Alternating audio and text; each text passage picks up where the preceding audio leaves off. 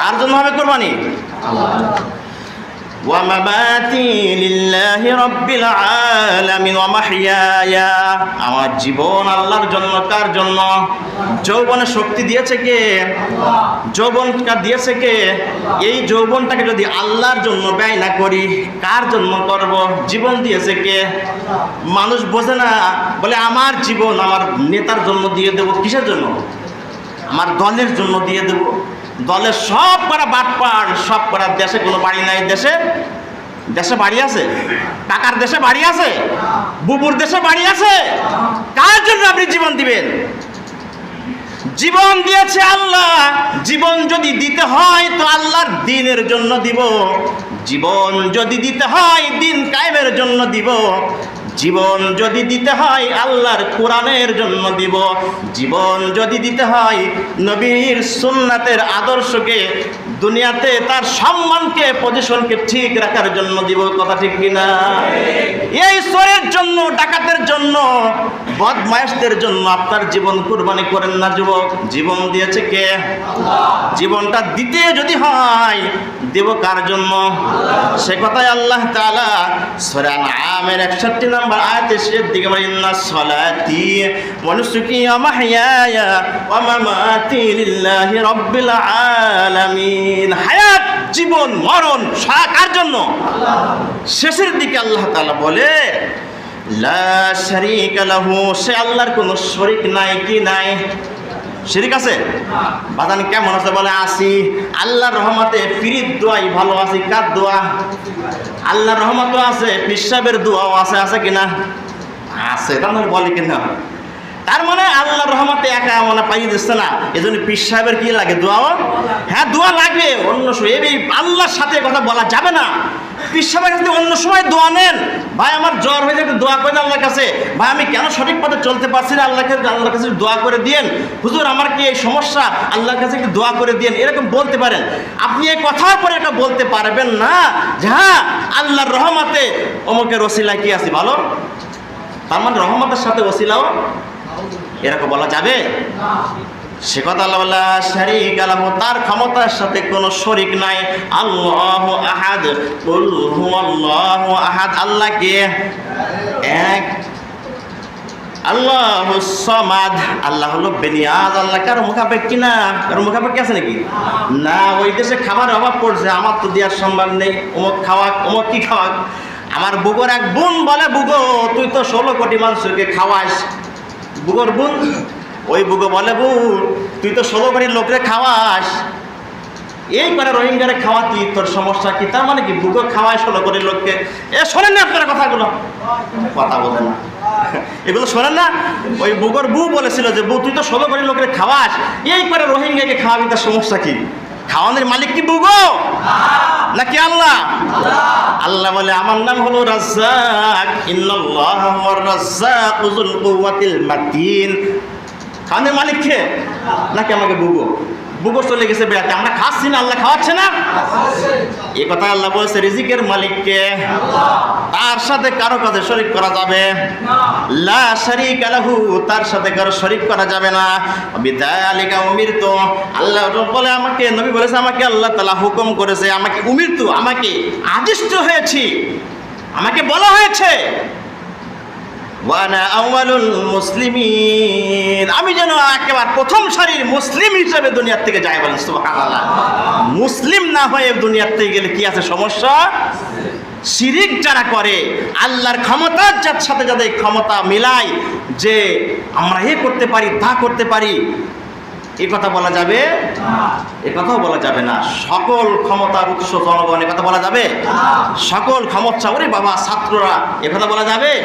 ভালোভাবে বলা যাবে না। দেখেন ছাত্রদের কি ক্ষমতা, এটা করেছে তা করেছে না। ক্ষমতার মালিক কে? আল্লাহ তাআলা যদি তাকে ভয় ভিতরে না দেয়, রব যদি না দিত, এ সমস্যা ছিল। কি ছিল? এই জন্য ক্ষমতার মালিক কে? সেনাবাহিনীকে যে অস্ত্র আছে, ওই একজনে অন্তত 2000 মারতে পারে। কয়জনে? একজনে মারতে পারে 2000। কয় হাজার ছাত্র আছে, মারলে মারতে পারতো না? কিন্তু ভিতরে রব একটা ভয় সৃষ্টি করে দেখে না, ওদেরকে আর মারা যাবে না, যা মারেছি ভালো হয়েছে, আর মারা। এর ভিতরে ভয়। সেনাপ্রধান বলে ভয়, আপনি সরেন, বুকে পালান, আপনি এ ভয় সৃষ্টি করে দিয়েছে কে? বদরের প্রান্তরে 313 জন, আর ওদিকে কাফেররা ছিল কয়জন? 1000। আল্লাহ তাআলা বলেন আমি ফেরেশতা দিয়ে সাহায্য করেছি ওদের মনের মধ্যে, আমি আল্লাহ তাআলা কাফেরদের মনের মধ্যে ভয় সৃষ্টি করেছি বিধায় ওই 300 মানুষ দেখে ওরা ভয়ে পালিয়েছে। সুবহানাল্লাহ। এগুলো ক্ষমতার মালিক কে? কথা বলা যাবে না ক্ষমতার মালিক জনগণ, ক্ষমতার মালিক ছাত্র, ক্ষমতার মালিক উপদেষ্টা, এই কথা বলা যাবে? ক্ষমতার মালিক কে? আমরা ওতে বিশ্বাসী না, ওই বাইদা পিপল, লব্দা পিপল, ফর্দা পিপল, আমরা বিশ্বাসী? মুসলমানদের বিশ্বাসী না। মুসলমান বিশ্বাসী কুলিল্লাহুম্মা মালিকাল মুলক তুতিল মুলকা মান তাশা।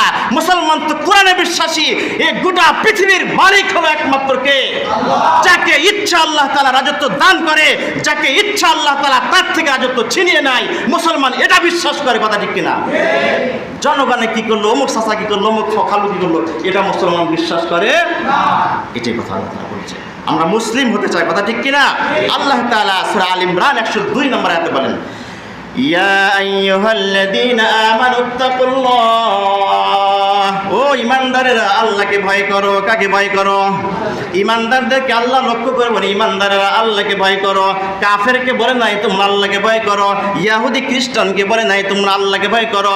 ঈমানদার আল্লাহকে জানে, ঈমানদার আল্লাহকে চেনে, এজন্য আল্লাহ তাআলা ঈমানদারদেরকে ডাক দিয়ে বলে ইয়া আইয়ুহাল্লাযীনা আমানুত্তাকুল্লাহ, আল্লাহকে ভয় করো হাক্কা তুকাতিহি।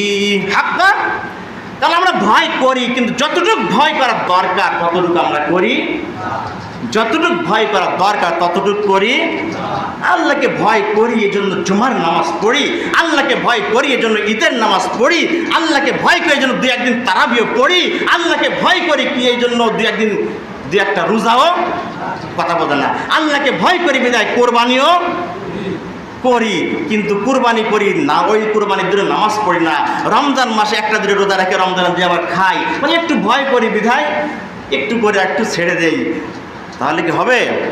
এই জন্য হাক্কা তুকাতিহি, ভয় করার মতো, ভয় করার মতো যারা করে তারা শুধু জুমার নামাজ পড়ে না, ভয় করার মতো যারা করে তারা 5 বেলা নামাজ পড়ে, ভয় করার মতো যারা করে তারা রমজানে 1টা-2টা রোজা রাখে না, ভয় করার মতো যারা করে তারা 1 মাস রোজা রাখে, কথা ঠিক কিনা?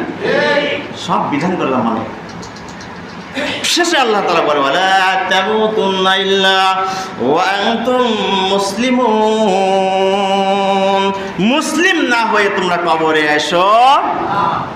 ভয় যদি পরিপূর্ণ ভয় ভিতরে না আনতে পারি তাহলে মুসলমান হিসেবে সে কবরে যেতে পারবে, কারণ 1টা-2টা মানি 1টা-2টা মানি না, তাহলে কি হবে? এই যে একটা সহিহ হাদিসে বুনিয়াল ইসলাম আলা খামসিন, ইসলামের ভিত্তি 5টা জিনিসের উপরে। কয়টা? কালিমা, জোরে বলো, কয়? কি কি? কালিমা, নামাজ, তারপরে কি? রোজা, হজ, যাকাত। কয়টা? মুসলমান জানেই না, মুসলমান কি জানে না কি এগুলো কি। এই মুসলমানকে জিজ্ঞাসা করছে চাচা বলেন তুই আমাদের নবীর নাম কি? বলে ঈসা নবী। কি নবী? নাউজুবিল্লাহ। আছে না কেমন মাঝে বিভিন্ন ভিডিও দেখা যায় মোবাইলে, হ্যাঁ? তাহলে আমাদের নবীর নাম কেন? ঈসা নবী। নাউজুবিল্লাহ। মুসলমান আমাদের নবীর নাম জানে না। মুসলমান শুধু যদি নবীর নামে আজকে মিলাদ হবে, আজকে একটা বসে যাওয়া সবাই জিলাপি খেয়ে যায়, এটা মুসলমান খেতে পারে। নবীর পিতার নাম কি, নবীর দাদার নাম কি, নবীর বংশ পরিচয় কি, এই কুরাইশ মানে কি, হ্যাঁ, তার চাচার নাম কি, তার মার নাম কি, তার দুধ মার নাম কি, তার কয়জন ছেলে ছিল, নবীর কয়জন মেয়ে ছিল, মুসলমান আজকে জানে না। ওদের জিজ্ঞাসা করেন তোর লিডারের ছেলে কয়টা, বলতে পারে অমুক অমুক অমুক অমুক অমুক অমুক অমুক অমুক, সব বলে দেবে, বলা যাবে কিনা? এটা মুসলমানের সমস্যা। আজকে মুসলমান হয়েও আমরা উল্টাপাল্টা করে ফেলি, পারে কিনা?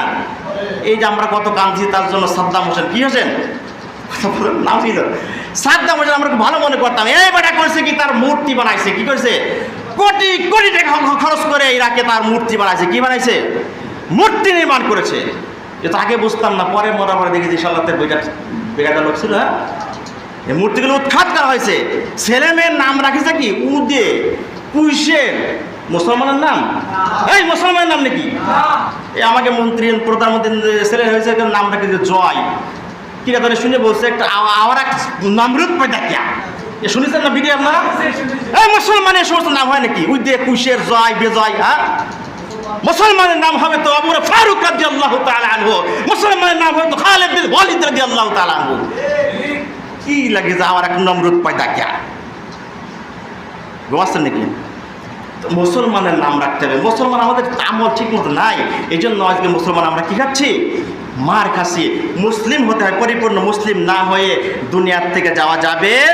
আল্লাহ তাআলা বলেছেন, ইয়া আইয়ুহাল্লাযীনা আমানু লা তাত্তাখিযুল ইয়াহুদা ওয়ান নাসারা আউলিয়া বা'দুহুম আউলিয়াউ বা'দ ওয়া মান ইয়াতাওয়াল্লাহুম মিনকুম ফাইন্নাহু মিনহুম ইন্নাল্লাহা লা ইয়াহদিল কওমাজ জালিমিন। সূরা মায়দা 51 নম্বর আয়াতে রব্বুল আলামিন বলে, হে ঈমানদারেরা, খবরদার খবরদার ওদের সাথে বন্ধুত্ব করবে না। কাদের সাথে? ইহুদি নাসারাদের সাথে বন্ধুত্ব করবে না। আল্লাহর দিন, আল্লাহর দিনের যে সাথে যারা দুশমনি করে, আল্লাহর শত্রু যারা, এদের সাথে তোমরা বন্ধুত্ব, ওরা পরস্পর এক, ওরা পরস্পর কি?